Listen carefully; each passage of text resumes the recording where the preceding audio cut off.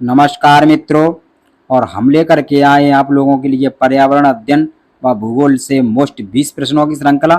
तो प्लीज़ साथियों, हमारे वीडियो में आप लास्ट तक बने रहें और जो भी साथी हमारे चैनल पर नए हैं वो कृपया चैनल सब्सक्राइब कर लें व बेल भी बजा दें, जिससे आप लोगों को अगले वीडियो का नोटिफिकेशन समय पर मिलता रहे। तो आइए शुरू करते हैं। पहला प्रश्न, भारत का सुदूरस्थ दक्षिणी बिंदु है, बताएंगे। ऑप्शन ए होगा, बी होगा, सी होगा या फिर डी होगा, यानी कन्याकुमारी पर या रामेश्वरम पर या इंदिरा पॉइंट पर या पॉइंट कालीमेर पर। तो इसका राइट आंसर हो जाएगा ऑप्शन सी, इंदिरा पॉइंट पर, क्योंकि इस तरह के दो प्रश्न आ जाते हैं। तो इसका राइट आंसर हो जाएगा ऑप्शन सी, यानी इंदिरा पॉइंट पर।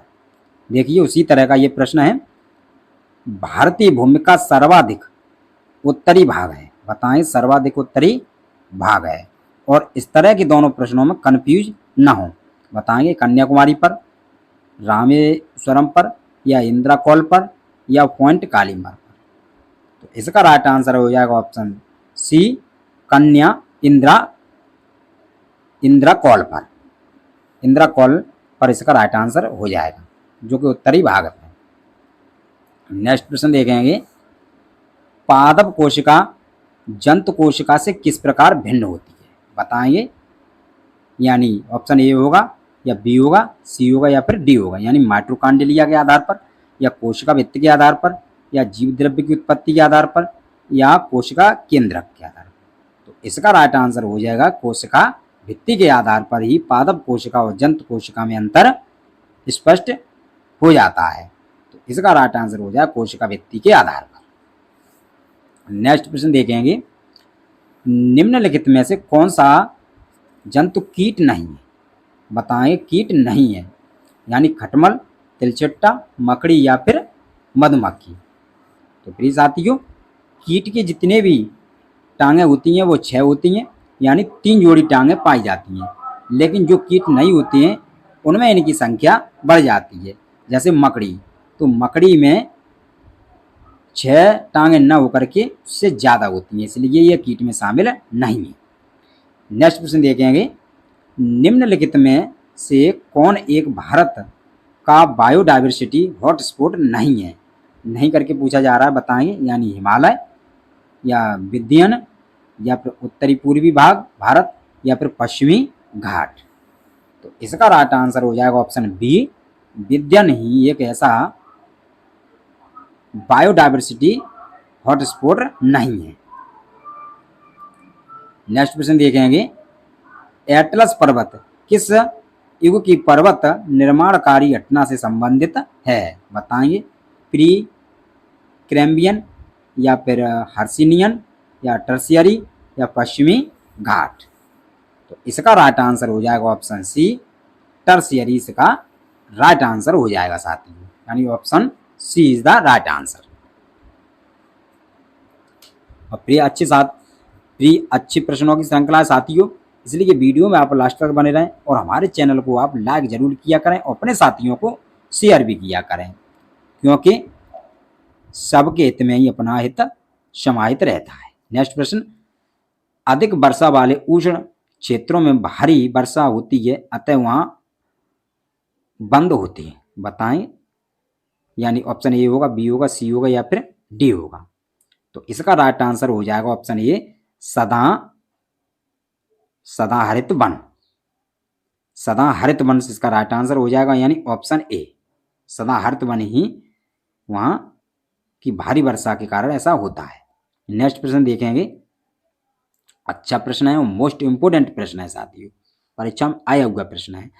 पारिस्थितिकी तंत्र एवं प्राकृतिक अधिकारों का संरक्षण तथा उसके प्राकृतिक वातावरण में प्रजातियों का जीवन रक्षा, जनसंख्या का रखरखाव एवं प्रतिप्राप्ति के लिए प्रयुक्त पद है, बताएं। कोड संरक्षण, स्वास्थ्य संरक्षण, अपस्थानिक संरक्षण या पारिस्थितिकी संरक्षण।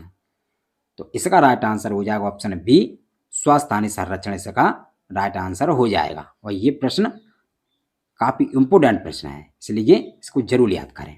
नेक्स्ट प्रश्न देखेंगे, भारत के किस जलप्रपात को लोकप्रिय रूप से नियाग्रा जलप्रपात के तौर पर जाना जाता है। बताएंगे, यानी बकराना प्रपात, चित्रकूट प्रपात, रजत प्रपात या फिर केवटी प्रपात।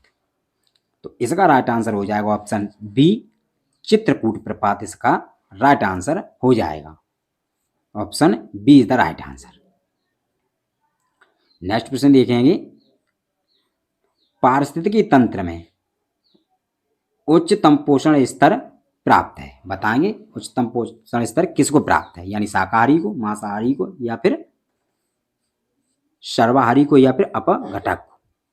तो इसका राइट आंसर हो जाएगा सर्वाहारी को, और सर्वाहारी में मनुष्य आ जाता है जो कि सब कुछ खाने वाला। जैसे सर्वाहारी में मनुष्य सब कुछ खाने वाला है, तो मनुष्य इसमें राइट आंसर हो जाएगा, यानी सर्वाहारी। कर्क रेखा निम्न में से किस राज्य से होकर गुजरती है। बताएंगे, यानी जम्मू कश्मीर, हिमाचल प्रदेश, बिहार या झारखंड। तो प्लीज साथियों, इसकी मैंने अपने शॉर्ट वीडियो में ट्रिक भी डाल रखी है, छत पर जहाँ गबर मम्मी।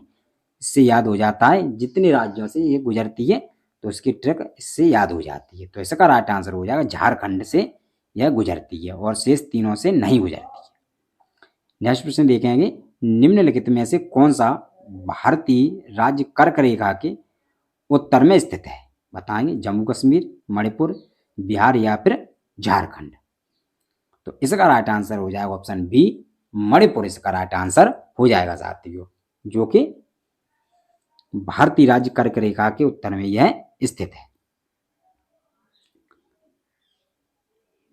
तो मणिपुर इसका राइट आंसर। नेक्स्ट प्रश्न देखेंगे, निम्नलिखित में नगरों में से कौन कर्क रेखा के निकटतम दूरी पर स्थित है। बताएंगे, निम्नलिखित नगरों में से कौन सा इसमें ऐसा नगर है जो कर्क रेखा के निकट है। बताएंगे, गांधीनगर या फिर मणिपुर, अगरतला या फिर झारखंड। तो इसका राइट आंसर हो जाएगा साथियों गांधीनगर इसका राइट आंसर हो जाएगा। ये मोस्ट इम्पोर्टेंट प्रश्न है जो कई बार सीजीएल की परीक्षा में या फिर बैंक या फिर रेलवे में आया हुआ प्रश्न है। नेक्स्ट प्रश्न देखेंगे, भारत की मुख्य भूमि को रामेश्वरम द्वीप से कौन अलग करता है। बताएंगे, ये भी अच्छा प्रश्न है, कौन अलग करता है भारत की मुख्य भूमि को रामेश्वरम द्वीप से अलग करता है, यानी 10 डिग्री चैनल, 55 चैनल, 8 डिग्री या फिर 9 डिग्री चैनल। तो इसका राइट आंसर हो जाएगा ऑप्शन बी, 55 चैनल इसका राइट आंसर हो जाएगा, जो कि एक रामेश्वरम द्वीप को अलग करता है। नेक्स्ट प्रश्न देखेंगे, ऑक्टोपस किस संघ का जीव है। बताएंगे, ऑक्टोपस की 8 भुजाएं होती हैं, इसलिए इसका नाम ऑक्टोपस कहा जाता है। तो ये किस में रखा गया है, किस संघ के अंतर्गत आता है। इकाइनोडर्मेटा, आर्थ्रोपोडा या फिर स्तनधारी या फिर मोलस्का। तो इसका राइट आंसर हो जाएगा ऑप्शन डी, यह मोलस्का संघ का जीव है। और मोलस्का में जैसे घोंगा और ऑक्टोपस जैसे जीव यानी कोमल शरीर धारी वाले जीव आ जाते हैं जिनमें हड्डियां नहीं पाई जाती, वो मोलस्का संघ के जीव कहलाते हैं। नेक्स्ट प्रश्न देखेंगे, ध्वनि की तीव्रता को मापने वाला यंत्र है। बताएंगे, क्रोनोमीटर, एनीमोमीटर, ऑडियोमीटर फोन या फिर ओडोमीटर। तो ध्वनि की तीव्रता को नापने वाला जो यंत्र होता है उसे कहते हैं ऑडियोमीटर। तो डी इसका राइट आंसर हो जाएगा साथियों, यानी ऑप्शन डी, ऑडियोमीटर।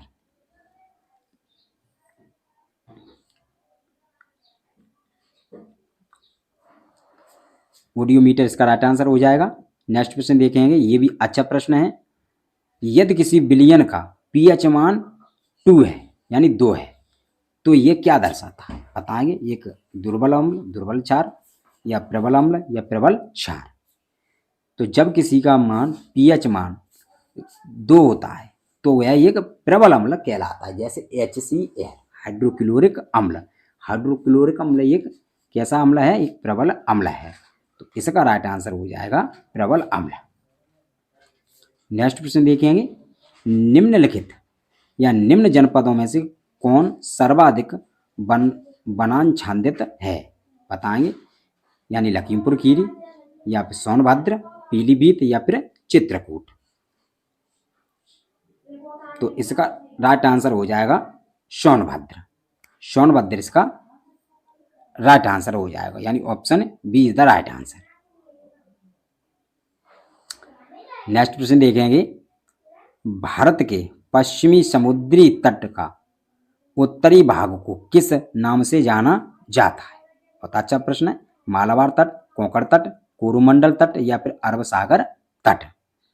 तो इसका राइट आंसर हो जाएगा ऑप्शन बी, कोंकण तट इसका राइट आंसर हो जाएगा साथियों, यानी option B is the right answer. अच्छा प्रश्न है साथी, इसे भी आप लोग याद जरूर करेंगे, कोंकण तट। नेक्स्ट प्रश्न देखेंगे, भारत और चीन के बीच सीमा रेखा कहलाती है? अच्छा प्रश्न है ये भी, और इस श्रृंखला का लास्ट प्रश्न है, और अच्छा प्रश्न है साथियों। बताएंगे मैकमोहन रेखा, डूरंड रेखा, लाल रेखा या फिर रेड क्लिफ रेखा? तो इसका राइट आंसर हो जाएगा ऑप्शन ए, मैकमोहन रेखा इसका राइट आंसर हो जाएगा। यही रेखा भारत और चीन के बीच सीमा रेखा कहलाती है। इसी के साथ धन्यवाद साथियों। जय हिंद, जय भारत।